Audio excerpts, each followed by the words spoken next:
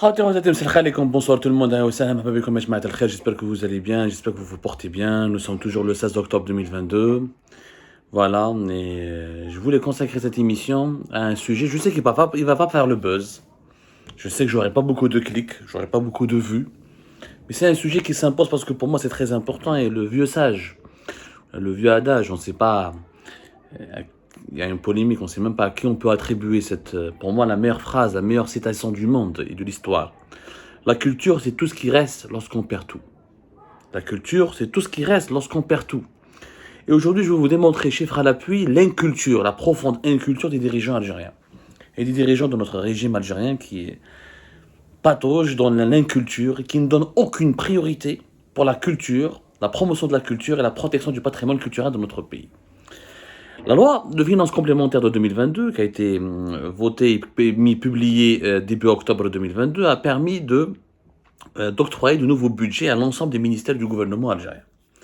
Et qui chauffe les dépenses, les nouvelles dépenses qui ont été prévues ou qui ont été acceptées pour le ministère de la Culture, et qui nous chauffe le chapitre du soutien aux organismes culturels publics, qui sont en charge, c'est des organismes culturels stratégiques, qui sont en charge de promouvoir la culture dans notre pays, d'assurer, de protéger notre patrimoine ou certains événements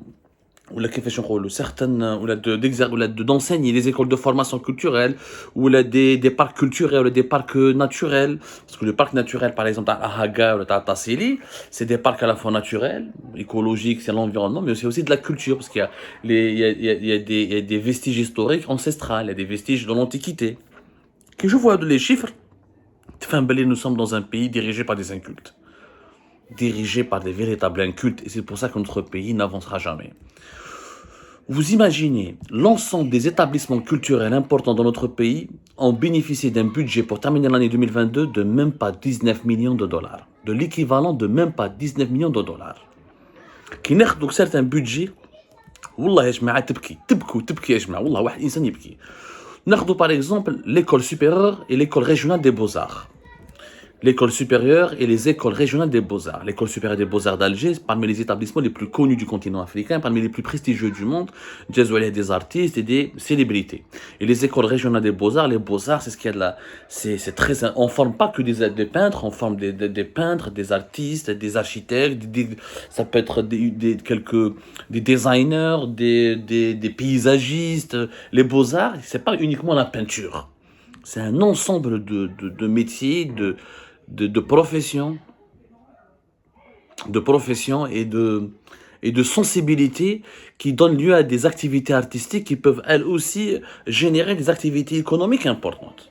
Encore une fois, la sculpture, la peinture, le paysagiste, encore une fois certaines sections de l'architecture, etc. Les beaux-arts, on va pas épiloguer là-dessus. 34,8 millions de dinars, 34,4 millions de dinars de budget pour les écoles des beaux-arts en Algérie. Comme je dis 34 millions de dinars. شوفوا يا سيدي نروحوا en direct en direct 34, ça fait même pas 250 000 dollars. 250 000 dollars pour terminer l'année 2022 pour l'école supérieure des beaux-arts et pour l'ensemble des écoles régionales des beaux-arts dans notre pays. Est-ce que ça, c'est pas ridicule? Est-ce que ça, c'est pas insignifiant? Est-ce que ça, c'est pas honteux dans un pays qui est riche, qui a du pétrodollar, qui a encore des réserves de change et qui a la possibilité d'encourager sa culture, de protéger, d'encourager ses artistes, sachant que l'art peut aussi créer des activités économiques, comme dans le tourisme, comme dans, par exemple, il peut permettre à notre pays d'avoir une belle image à l'international, du soft power et un certain pouvoir d'influence sur la scène mondiale. Donc, je vois les autres budgets. Par exemple, le parc national et culturel de la Hagar, qui est parmi les plus importants parcs culturels et naturels du monde. Il fait 600 000 à 1 million d'années. Il remonte, les sites archéologiques dans ce parc de la Hagar remontent de 600 000 à 1 million d'années. Et le parc national et culturel de la Hagar, il est vaste de 630 885 km². Fait le massif du Hogar, qui couvre une superficie de 50 000 km². Celui qui n'a pas vu le Hogar et le massif du Hogar et qui n'a pas fait visiter le parc culturel de la Hagar n'a rien vu à l'Algérie, n'a rien vu à la vie. J'ai voyagé, j'ai fait le tour du monde. j'ai vu beaucoup de sites et de monuments. C'est l'un des endroits les plus beaux et les plus majestueux de l'histoire de l'humanité. شحال le budget تاعو? Imaginez, 63 millions de dinars. Pour financer le parc national de la Hagar, l'État donne 63 millions de dinars. Pourquoi je mets 63 millions de dinars en direct? Ça fait 450 000 dollars. 450 000. Avec la Hagar, on peut ramener des millions de touristes. Ça peut nous ramener des millions de devises. Ça peut nous ramener des recettes en devises impressionnantes. C'est la Hagar peut être la vitrine touristique et la vitrine culturelle et la vitrine politique.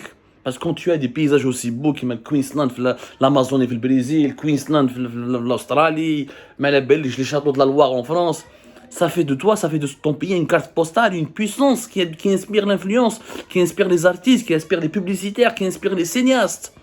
À Hagar, on peut faire des films qui à Star Wars, tellement les paysages commencent à couper le souffle. 450 000 dollars pour le fonctionnement. T'as l'office national qui gère le parc de la Hagar. Mais les dirigeants algériens, on a l'office qui gère les bibliothèques principales de la lecture publique. L'organisme qui gère les bibliothèques publiques et principales de lecture. 1,6 milliard de dinars. C'est tout. 1,6 milliard de dinars pour la culture, pour la lecture. Dans un pays, déjà, on ne lit pas. Où nous avons déjà un problème avec une relation problématique avec le livre. Où nous ne lisons pas assez, malheureusement.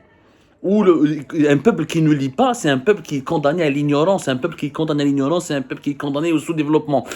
Un peuple qui est condamné au sous-développement, c'est un peuple qui est condamné à disparaître, à toutes les menaces les plus existentielles. 1,6 milliard de dinars. عندنا الدراهم في البلاد, طلع البترول, طلع الغاز, وعندنا les réserves de change. Pourquoi la culture n'est pas une priorité? كي ما تثقفش شعبك وما تربيش شعبك وما تطلعش المستوى الثقافي تاع شعبك, وين تروح؟ Comment former le citoyen si on ne lui donne pas les outils culturels? Les peuples qui ne lisent pas, les peuples les plus incultes, c'est les peuples les plus sous-développés. حبينا ولا كرهنا. Encore pire, nous avons l'école nationale de conservation et de restauration des biens culturels. C'est une école importante. C'est là où on forme les spécialistes, les ingénieurs ou les architectes spécialistes dans la conservation des monuments et dans la restauration des biens culturels, que ce soit les bâtiments vieux d'Alger, de la Casbah, les monuments de l'Antiquité. On a un budget de 630 000 dinars. Attends, on a un budget de 630 000 dinars, c'est-à-dire même pas 5 000 dollars. Mais c'est malade, hein, vous? Vous vous rendez compte? 630 000 dinars. Même pas 1 million de dinars. Mais dans quel pays on vit? Comment voulez-vous qu'on forme ensuite? Comment voulez-vous qu'on avance? Comment voulez-vous qu'on progresse? La noblesse, c'est quand même exceptionnel, c'est quand même exceptionnellement grave. C'est grave, mais si les gens se rendent compte un petit peu de la gravité de la situation. Je sais pas, والله ما على بالي يا ناس والله ما على بالي. Et on كملوا, c'est-à-dire si vous voulez que je termine, ça fera mal au cœur. Nardo par exemple l'école, Nardo par exemple le palais de la culture. Palais de la culture à Alger qui fait office de siège aussi du ministère de la culture et qui a un lieu, un carrefour d'activités culturelles importantes à Alger. Un jour des palais bien placés, bien construits sur les hauteurs d'Alger, شحال le budget 2,4 millions de dinars pour terminer l'année 2022.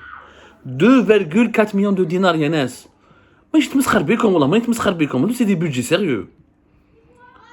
C'est dommage يا جماعة, واش نقول لكم, ça fait mal au cœur.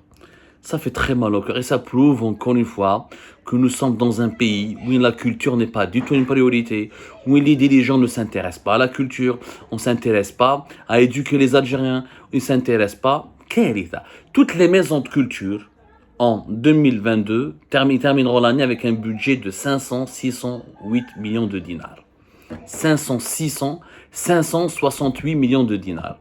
Ah bah comme je 568, ça fait 4 millions de dollars. Toutes les maisons de culture du pays, comment avec uniquement 4 millions de dinars, 4 millions de dollars, l'équivalent de 4 millions de dollars, on peut s'occuper des besoins culturels, parce que la maison de la culture, c'est l'établissement culturel de proximité en Algérie. J'ignore leur nombre à peu près, mais il y a des milliers à travers le pays. On va faire une enquête là-dessus, on va voir quel est leur nombre, mais c'est la première institution, c'est le premier établissement qui permet normalement aux Algériens et aux Algériens, notamment aux jeunes, de se cultiver, de s'approcher du monde culturel. Et ben voilà, Kane, même pas un budget l'équivalent de 4 millions, dans un pays de 45 millions d'habitants. Nous sommes 45 millions d'habitants, on a 4, 5, 6 millions d'habitants. Ces 45 millions d'habitants n'ont pas besoin que de se nourrir, ils ont besoin aussi de se cultiver, ils ont besoin aussi d'élargir leur esprit, d'apprendre, de connaître le monde, de connaître leur pays, leur histoire, leur tradition, mais aussi de la culture et le monde de la culture et la culture internationale. Je vous épargne, je vous les autres budgets ridicules, les musées publics nationaux, c'est 100 millions de... Tous les musées publics nationaux de tout le pays vont avoir un budget de 100 millions de dinars. Il n'y en a même pas 1 million de dollars. Tous les musées. C'est des budgets ridicules. Honteux. L'Office de la protection et de la promotion de la vallée du Mzab va toucher 890 000 dinars. Même pas 1 million de dinars. Même pas 1 million de dinars. Pour l'office qui est en charge de la protection de la vallée du Mzab, l'une des régions les plus raffinées, les plus riches en culture et en tradition, et aussi faire de lance du tourisme en Algérie, est l'une des régions qui fait la réputation internationale de notre pays. Même pas 1 million de dinars. Aïb. Wallah ghair aïb. L'Algérien a besoin de culture. Il n'a pas besoin que de l'huile, que de pain, que de lait, que de sucre. Il a besoin aussi de culture. Il a besoin aussi d'apprendre, de s'instruire, d'évoluer son esprit. Mais je pense que les Algériens font exprès d'écraser la culture, de la minorer, de la négliger. Parce qu'ils ne veulent pas de citoyens éveillés, de citoyens qui ont l'esprit critique, de citoyens qui peuvent exercer leur esprit critique, qui peuvent exercer leur réflexion pour remettre en cause certaines bêtises, certaines caractéristiques irrationnelles du fonctionnement de leur pays. On cherche à avoir une population bête, méchante, une population idiote. On ne cherche pas à avoir une population cultivée, une population instruite. C'est gravissime, c'est inquiétant, c'est malheureux pour cette Algérie qui mérite mieux, nettement mieux.